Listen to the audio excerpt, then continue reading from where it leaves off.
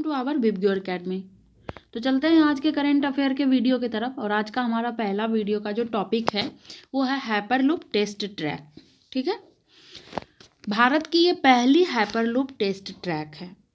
ये एक ट्यूब में, जैसे बुलेट ट्रेन चलती है ना, तो उसका एक ट्यूब बना होता है, उसके अंदर ही वो चलती है। उसी टाइप से मॉडल से इंडिया में भी बनाया गया है। और ये किसके द्वारा बनाया गया है? IIT मद्रास और इंडियन रेलवे के द्वारा बनाया गया है। ठीक है, इसका लेंथ, अभी इस ट्रैक का लेंथ जो अभी है वो 422 मीटर है केवल। अभी इसका टेस्ट किया जा रहा है। अगर ये सक्सेस हो गया तो अच्छे से इसका विस्तार किया जाएगा, इसकी लेंथ को बढ़ाया जाएगा। और इसमें जो टेक्नोलॉजी यूज हुआ है वो इलेक्ट्रोमैग्नेटिक लेविएशन टेक्नोलॉजी का यूज करके इसको बनाया गया है। और इसका जो स्पीड है वो 1200 किलोमीटर प्रति घंटा तक रह सकता है। मतलब बुलेट ट्रेन और हेलीकॉप्टर से भी इसका ज़्यादा स्पीड रहेगा, जिससे कि एक दूसरे जगह से जाने आने में बहुत सुविधा हमें मिलेगी। लेकिन पहले ये सक्सेस हो जाए।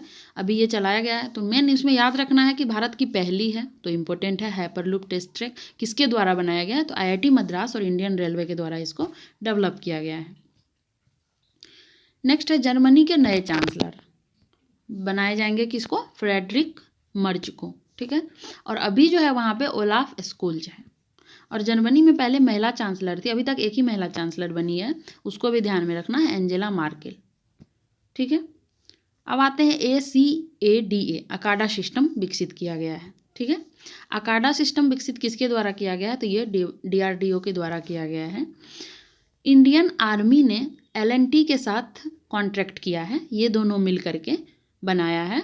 DRDO के द्वारा इसे विकसित किया गया है, जिसके तहत 223 अकाडा सिस्टम किसको दिया जाएगा? इंडियन आर्मी को दिए जाएंगे।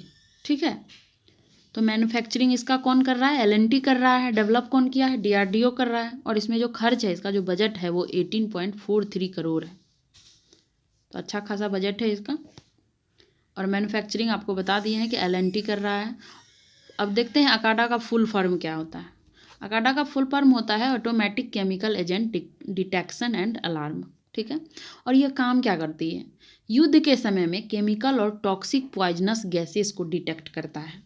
जैसे युद्ध के समय में जो गैस छोड़े जाते हैं, जो इंसान के लिए बहुत खतरनाक होता है, अगर हमारे प्रतिद्वंदी देश के द्वारा हम पे छोड़ा जाए, वहाँ पे अगर इसका यूज होगा तो वहाँ पे क्या होगा कि ये जो पॉइजनस गैस होंगे, उसमें जो टॉक्सिक होंगे, उसको डिटेक्ट कर देगा। ठीक है, अब देखते हैं DRDO के बारे में, क्योंकि विकसित इसको DRDO ने किया है। तो DRDO का फुल फॉर्म है defence research and development organisation. ठीक है, और ये जो ऑर्गेनाइजेशन है ये काम करता है मिनिस्ट्री ऑफ डिफेंस के अधीन। ठीक है, और इसका हेड क्वार्टर कहाँ है? न्यू दिल्ली में है। और स्थापना इसका 1958 में हुआ। और अभी तक इंडिया में DRDO के 52 प्रयोगशाला है। तो इम्पोर्टेंट है DRDO का स्थापना वर्ष, हेड क्वार्टर, और इसके जो संस्थापक हैं वो कौन है, चेयरमैन जो हैं वो कौन है अभी के? समीर V कामत। तो ये भी ध्यान में रखना है। कब इस्टेब्लिश्ड हुआ ये भी ध्यान में रखना है। हेड क्वार्टर कहाँ है? न्यू दिल्ली। और ये किस मिनिस्ट्री के अंतर्गत काम करता है? किस मंत्रालय के अंतर्गत काम करता है? तो मिनिस्ट्री ऑफ डिफेंस, रक्षा मंत्रालय के अंतर्गत ये काम करता है। नेक्स्ट टॉपिक है हैरत उत्सव। ठीक है, हैरत उत्सव कहाँ का है? सबसे पहले कोई भी उत्सव या कोई पर्व त्यौहार आता है तो उससे ये पूछा जाता है जोड़ करके कि ये किस राज्य का है। तो जम्मू कश्मीर का है, और ये कश्मीरी पंडित के द्वारा मनाया जाता है। ठीक है, और जैसे महाशिवरात्रि का जो हमारे यहाँ पर्व होता है, उसी तरह महाशिवरात्रि के दिन ही, महाशिवरात्रि को वहाँ हैरत के रूप में सेलिब्रेट करते हैं लोग। और वहाँ के और जो एक्स्ट्रा फेस्टिवल है जो इम्पोर्टेंट है आपके एग्जाम के लिए, वो है एक ट्यूलिप, एक है सिकारा, और दूसरा है गुरेज। ये तीनों जम्मू एंड कश्मीर के हैं, और वहाँ के लोग इसे सेलिब्रेट करते हैं। तो ये तीनों चारों जो उत्सव है, फेस्टिवल है, इसको ध्यान में रखना है, एग्जाम में बहुत इंपॉर्टेंट होते हैं ये। अनिल जोशी का निधन हो गया है। ठीक है, एक अनिल जोशी है जिनका निधन हो गया है। और चर्चा में क्यों है? तो इसलिए है कि ये एक गुजराती कवि है। ठीक है, और ये एक निबंध लिखे हैं, निबंध का बुक लिखे जिसका नाम है स्टैच्यू, 1988 में। और इस चीज़ के लिए इनको साहित्य अकादमिक अवार्ड मिला है 1990 में। ठीक है, और ये जो निबंध था वो किस भाषा में था? गुजराती भाषा में था। और गुजराती भाषा का ही साहित्य अकादमिक अवार्ड इनको मिला है। नेक्स्ट टॉपिक है नेवल एंटी शिप मिसाइल। तो ये किसके द्वारा डेवलप किया गया है? तो DRDO और इंडियन नेवी के द्वारा डेवलप किया गया है। ठीक है, ये जो टेस्ट है integrated test range Chandipur Orissa में किया गया है। इसका टेस्ट परीक्षण पहली बार इस तरह का मिसाइल का परीक्षण किया गया है इंडिया में, और ये हेलीकॉप्टर से लॉन्च की गई है।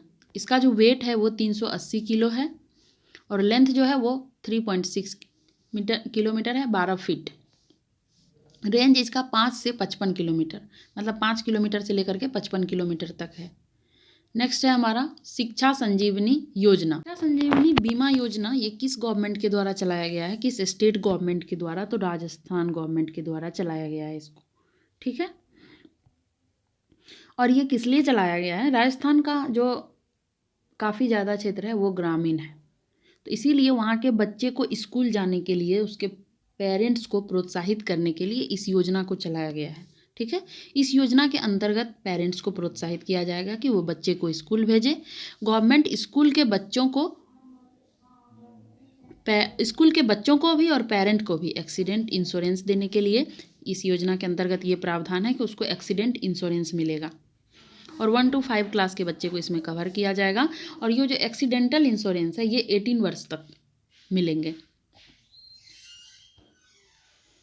नेक्स्ट है गिद्धों की जनसंख्या में बढ़ोतरी देखी गई है। तो देखते हैं इंडिया के अंदर सबसे ज़्यादा गिद्ध कहाँ है? तो मध्य प्रदेश में।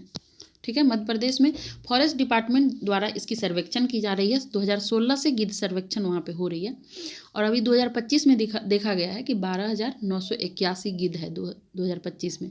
कहाँ पे? मध्य प्रदेश में। ठीक है, नेक्स्ट है राष्ट्रीय विज्ञान दिवस। राष्ट्रीय विज्ञान दिवस कब मनाया जाता है? तो 28 फरवरी को, और इसका थीम क्या है? वैश्विक नेतृत्व के लिए भारतीय युवाओं का सशक्तिकरण, विज्ञान और नवाचार के लिए विकसित भारत, ये इसका थीम है। और बहुत इंपॉर्टेंट हो जाता है थीम एग्ज़ाम के लिए, तो थीम को ध्यान में रखिएगा। वैश्विक नेतृत्व के लिए भारतीय युवाओं का सशक्तिकरण, विज्ञान और नवाचार के लिए विकसित भारत। देखते हैं इसकी शुरुआत कैसे हुई। 28 फरवरी को रमन इफेक्ट की खोज की गई थी। किसके द्वारा? CV रमन के द्वारा। और इसी चीज़ के लिए इसको 1930 में जाकर नोबेल प्राइज़ मिला, और 1986 में नेशनल साइंस डे घोषित किया गया। ठीक है, तभी से नेशनल साइंस डे के रूप में 28 फरवरी को मनाते हैं। तो ये आपके एग्ज़ाम के लिए बहुत इंपॉर्टेंट है। ये वीडियो, पूरा वीडियो देखिएगा, और ये छोटा सा वीडियो आपके बहुत सारे करेंट के जो टॉपिक है जो आपके एग्ज़ाम के लिए बहुत इंपॉर्टेंट है उसको कवर कर दिया गया है।